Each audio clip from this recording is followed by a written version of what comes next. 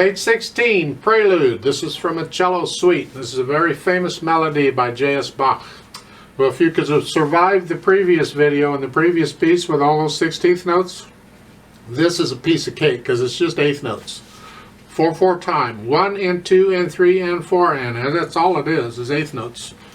In the left hand, let's look at this. We're in the key of G major. Well, it's starting out in anyway. 1 sharp, F sharp. So here in the right hand, you have a rest on the first beat. You come in on and. 1 and 2. And here again, I use a weight distribution when I play, so I'm just transferring weight from finger to finger, no matter what the notes are. Here, here, here, here. I'm exaggerating it for you so you can see if that's what I'm doing. Rest. And this pattern is all over the place. It's just different notes. This last measure, the first line. And this is really what you're doing. And then in the second line, second measure, second finger on the F sharp. You keep doing that. And then third line down. You're in the same position here that you were sort of at the beginning. It's just fourth finger. And then the third line, last measure. Now you're changing a little bit. Fifth finger on the B. And then the last two measures of the page, use their fingering. You need practice with these fingers anyway. I'm just rotating. And then at the top of page 17, you move up, C sharp. Now watch the fingering here. We want to connect the notes, but we got to change hand positions, and this is a way we can do this. So you're starting out okay. Fifth finger on the last one, on the A, come down. And now you're in this position. Isn't that cool how that works? And then in the next line you got to go down again, but you got an eighth rest to move. Third line down, C sharp. Reach up to the G. And thumb on the D. Fourth finger on C sharp. And then third finger. So follow their fingering on page 18, second line. The two hands are kind of working together here, and I'll get to the left hand in a minute. Just the right hand. And then the next measure, you see the RH telling you the right hand. The stems going up also tell you the right hand. You're here. Don't forget the F sharp. And you're down here for a while. And then the third line, second measure. And then the last measure of the piece, or of the page, it's right hand gets this chord, and then the left hand does the rest. So it's pretty easy, the right hand. Now on page 19, the two hands are going to alternate. You see how they're barred. Well, the right hand starts it, and then you've got the bars going. This is a weird way of barring it. It's simply barring it by the hand. But they're alternating, so you're alternating, they're still eighth notes. So it's 1 and 2 and 1 and 2. The right hand's playing on the beat. Same finger, third finger on each of these. You're just going up chromatically, up the keyboard. Isn't this cool? Until the third line, now you're... I'll talk more about this in a little bit, but this is... And then in the fourth line, it's A. And the last line, it's F sharp, 5/2.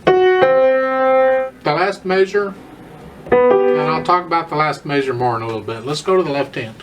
A lot of this, the left hand sets what we call the pedal tone, or the main. It sets the harmony sort of. This is G, and it's half notes. So hold it down for 2 counts.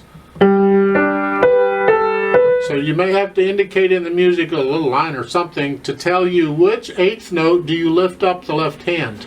And here you're lifting the left hand up on beat 3. So it's right there on that B.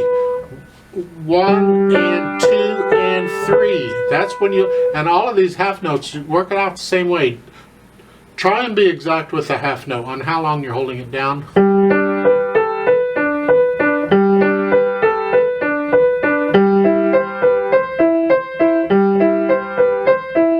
And so forth. Get down to the bottom of the page. Now the left hand gets a little bit of the melody. And connect all of this. It's got to sound like one hand played the whole thing. And then you're going back to what you were doing before.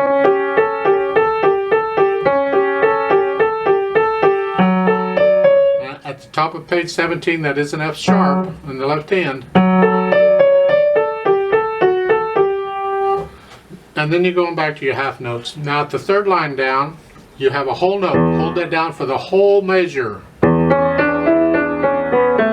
Lift it up when the right hand plays the G. Now you're back to your half notes. They're saying second finger on that, and this is the fourth line down on page 17 on the F sharp. I prefer thumb because the next measure is an F sharp an octave lower, and I can connect them. If I play fifth finger on that one, I can connect them. I'm not really connecting them because there's a half rest in between, but as far as the fingering goes, I don't have to move my hand around. And then I can use their fingering if I want. I won't. I'll use fifth finger on the G, because in the last line, the last two measures, I got a G up above, and I can use thumb on those. So it's really just kind of an octave going back and forth. Even though I got time to move, I still don't like moving my hands anymore, and I have to. And this way, I don't have to.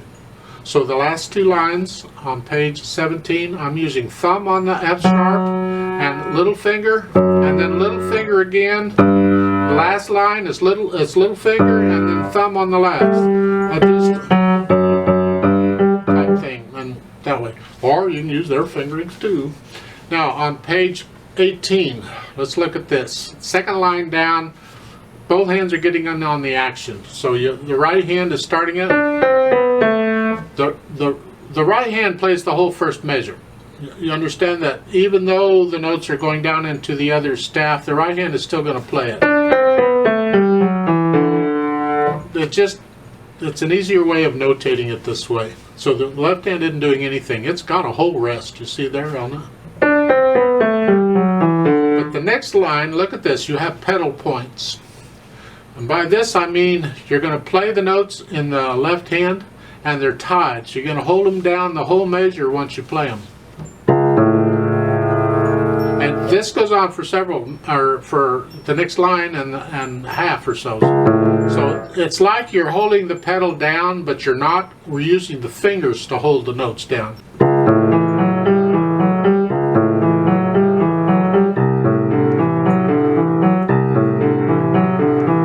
So be sure and hold those down. It's very nice.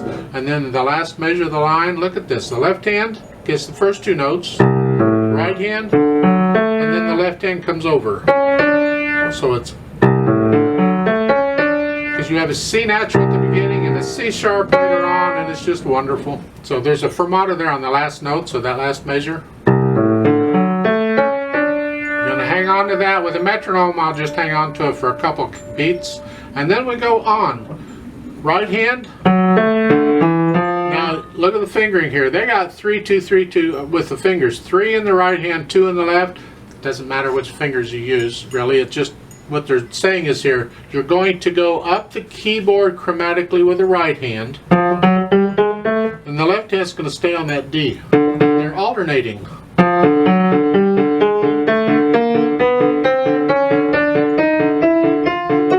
And then in the third measure you got, or third line you got, now you've hit it, and the left hand plays and stays down.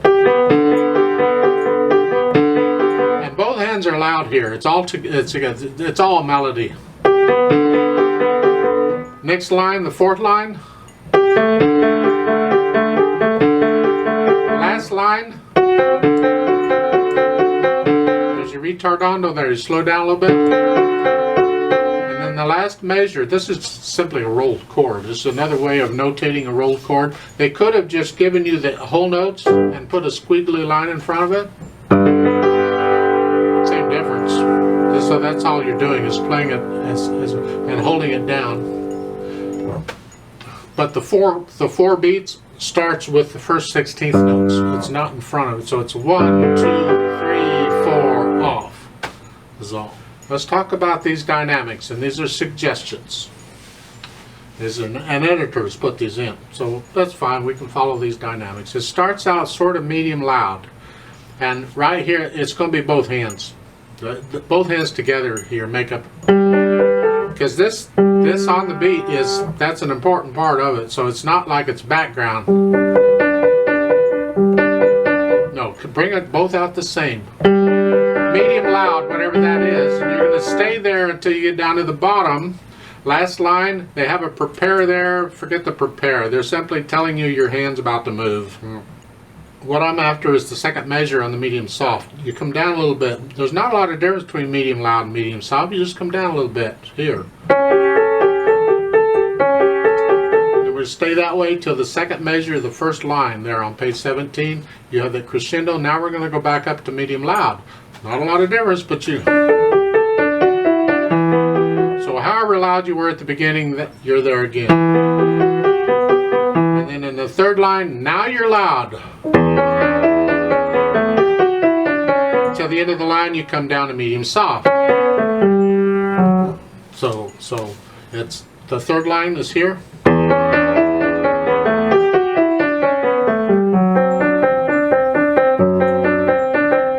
And the last line, they're telling you crescendo, poco, al poco. So it's get louder little by little. Well, you want to know for how long? Well, if you look at the top of page 18, there's a medium loud, so that's where we're headed. So we're going to go from medium soft to medium loud, not a lot of difference, and we're going to do it very gradually. You got 3 measures to do it in. So it's like, okay, this first measure, I'm just stay medium soft. Now in the next measure, I'll just come up just a hair. Just a hair more, and then finally in page 18, now you're at medium loud. Don't get medium loud before you get there. So here, and you're going to stay there, and the next line, the second line, you have a crescendo. You're going to get up to loud for the second measure. So you have to plan that crescendo out very carefully for the measure, and then you're loud for the second measure. And you stay in there for the rest of the page, and then on page 19, now you're back to medium soft. Now, the second measure, it says molto crescendo. Molto means a whole bunch. Crescendo means to get louder. If you look at the third line down, it's a fortissimo. It's like this is the climax of the piece. This is where you're after. This is the loudest part. And we're going to go from a medium soft to this very loud, and we're going to take 4 measures to get there. Plan it out. So the first measure is medium soft. Next measure is maybe just a hair above medium soft. And the second line, now we're up to medium loud. Second measure is now we're up to loud. And then you're at loud. So don't get too loud too soon. We want it to feel like it's a crescendo. Up there, that's where we're headed. So plan that out very carefully. It's effective if you do it right. You can tell you're going someplace. Staying there now for the rest of the piece. You're just going to stay there, according to what they're saying. At the end, you'll retardando a little bit because you're loud. So the last line. And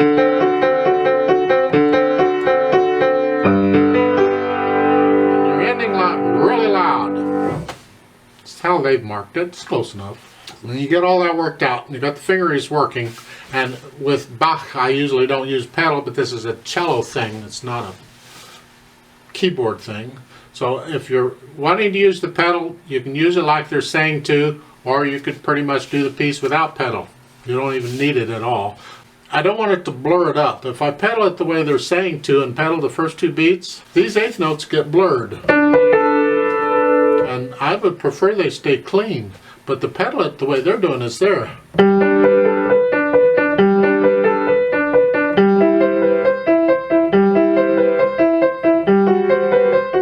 And to me, that's, I would prefer it be clean the whole way through.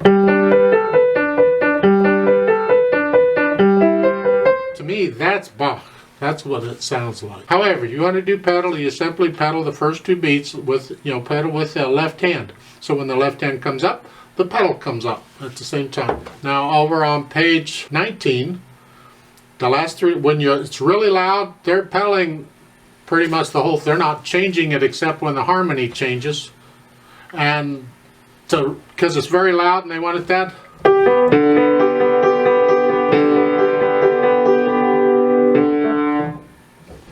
Again, I disagree. I would not pedal any of that. You can be very loud without the pedal. I mean, the cello's going to be playing this, and the cello doesn't have a pedal. So, in my opinion, it's better off without pedal. And I would recommend you do this piece without pedal altogether. Just leave it out. So, very slowly, let's go over this. Now, it says with motion. Con moto at the beginning, with motion. You can find recordings of this. You go listen to the cello players play it. So what I want to do is I want to play pages 16 to 17 very slowly and have you play with me to double check the notes. Rhythm shouldn't be a problem. It's all eighth notes. But then we're going to stop and I'll turn the page and I'll count us in again, and then we'll do pages 18 and 19. I'll give us 4 counts. Now we will go slow, and I'm not using pedal. It's up to you if you want to. I'm not going to do the dynamics. I just want to tell the notes to double check, make sure you have the right notes, because they got some accidentals in here, and sometimes it doesn't sound like you think it should sound like, but this will give you a chance to compare your sound with mine. Now you can do it one hand at a time if you need to double check the notes, but let's try this out. I'll give us 4 counts, 4 quarter notes. So go ahead and put your hands where they go. The right hand here. And the left hand is here. And if you're using pedal, put your foot on the pedal.